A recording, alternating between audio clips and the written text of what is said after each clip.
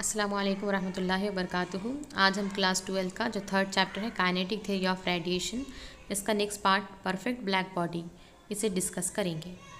Perfect black body यानी कि ऐसा जिस्म जिसका कोएफिशिएंट ऑफ एब्जॉर्प्शन 1 होता है। अब जैसे कि यहाँ पे हमें रेड कलर नज़र आ रहा है क्योंकि रेड कलर की तूले मौज हमारी आँखों पर पड़ रही है।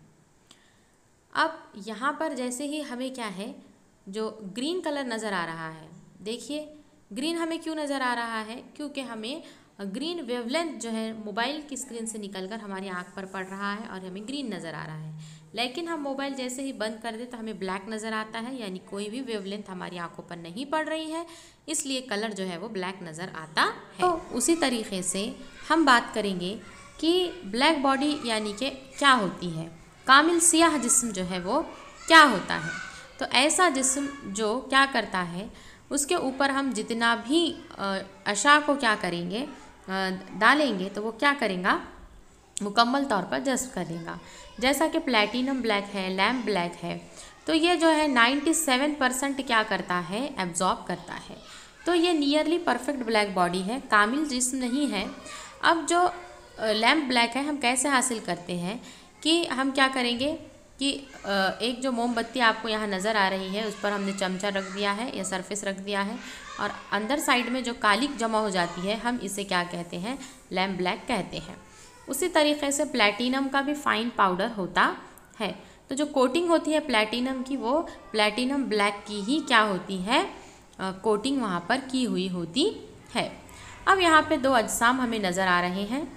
पहला जो जिस्म है वो पॉलिश्ड है और दूसरा जो है ये परफेक्टली ब्लैक है।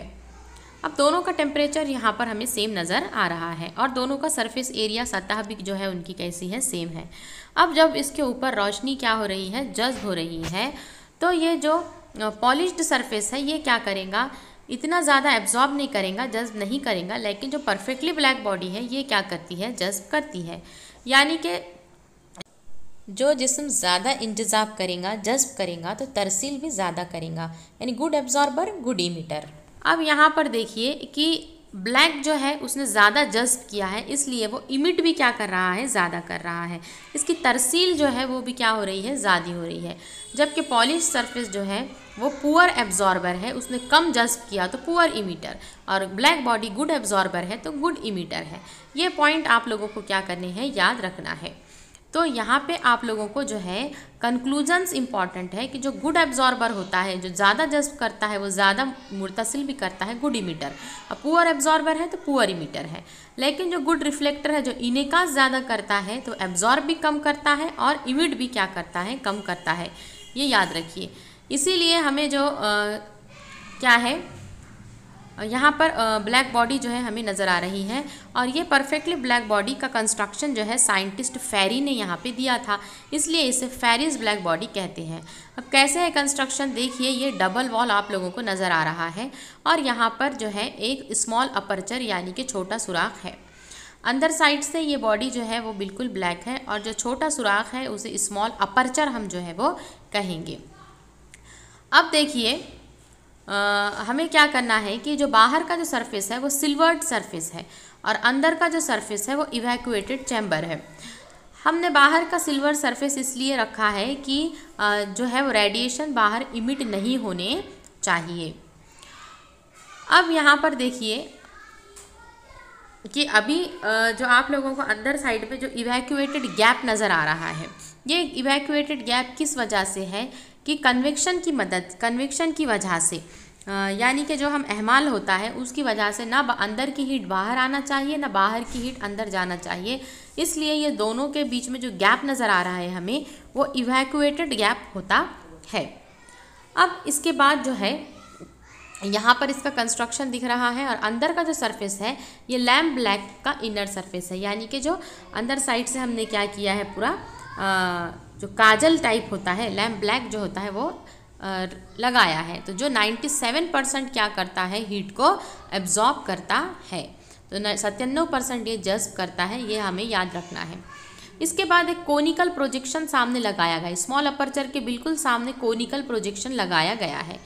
कोनिकल प्रोजेक्शन हमने क्यों लगाया है, इसका मकसद क्या है कि देखिए जैसे ही लाइट जो है अंदर क्या हो रही है, इंसिडेंट हो रही है, अगर वो सरफेस प्लेन होता था तो जैसे अंदर जा रही है शुआएं वैसे ही वो क्या होती थी, बाहर निकल जाती थी सीधे रास्ते से। 97% तो जज्ब हो रहा है, लेकिन जो 3% है वो डायरेक्ट अंदर जाके सीधे रास्ते से बाहर निकल रहा है। ऐसे नहीं होना चाहिए, इसलिए हमने क्या किया है, यहाँ पर एक कोनिकल प्रोजेक्शन लगाया है कि जैसे ही लाइट अंदर क्या हो रही है, इंसिडेंट हो रही है, तो इसका मल्टीपल रिफ्लेक्शन, पहले वो लोअर सरफेस पे फिर अपर सरफेस पे, टोटल इंटरनल रिफ्लेक्शन हो रहा है यहाँ पर। और जितनी 3% जो हीट थी वो क्या हो रही है यहाँ पर एब्जॉर्ब हो रही है, यानी कि ये जिसम लैम्प ब्लैक की वजह से 97 और कोनिकल प्रोजेक्शन से जो यहाँ पे इंटरनल रिफ्लेक्शन हो रहा है से 3, इस तरीके से 100% वो एब्सॉर्प्शन क्या कर रहा है। तो डायरेक्टली स्मॉल अपर्चर से जो जा रहा है वो कोनिकल प्रोजेक्शन पे जाके हिट हो रहा है और टोटल इंटरनल रिफ्लेक्शन हो रहा है यहाँ पर देख सकते हैं आप। और इस तरीके से 3% हीट भी जो है वो जज्ब हो रही है। तो यहाँ पर ये बिल्कुल स्मॉल अपर्चर के सामने होना चाहिए। साइंटिस्ट वीन ने जो है ब्लैक बॉडी यहाँ पर सिलेंड्रिकल शेप की लिया था, और इसका जो वहाँ पर आपको स्लिट नज़र आ रही है वो स्लिट जो है उन्होंने क्या किया था, सिलेंड्रिकल शेप की, छोटा अपर्चर दिख रहा है, इसकी वजह से सरफेस ज़्यादा मिलता है। तो यहाँ पर हमने जो है फेरी की ब्लैक बॉडी देखा है। तो फेरी की ब्लैक बॉडी के अंदर ये आपको कंस्ट्रक्शन और इसका जो वर्किंग है ये तमाम चीज़ें आपको आएंगी। तो क्या देखा हमने, कामिल सियाह जिस्म की खुसूसियात क्या होती है कि कामिल सियाह जिस्म इस पर वक़ू होने वाली तमाम हरारत अशा को क्या कर लेता है, जज्ब कर लेता है। इसलिए इसके इंजज़ाब का ज़रीब यानी जो ए होता है वो क्या है, 1 होता है, और इनिकास और तरसील के जो ज़रीब होते हैं आर और टी जो होता है वो 0 होता है। और जब हमने कामिल सियाह जिस्म को गर्म किया जाता है तो इस तपिश पर यह तमाम मुमकिन तूल अमवाज के अशा को खारिज करता है। कामिल सियाह जिस्म की तूल मौज की हद मादे पर मुनस्सिर नहीं होती, और सियाह जिस्मी अशा की तूल मौज जिस्म की तपिश पर मुनस्सिर होती है।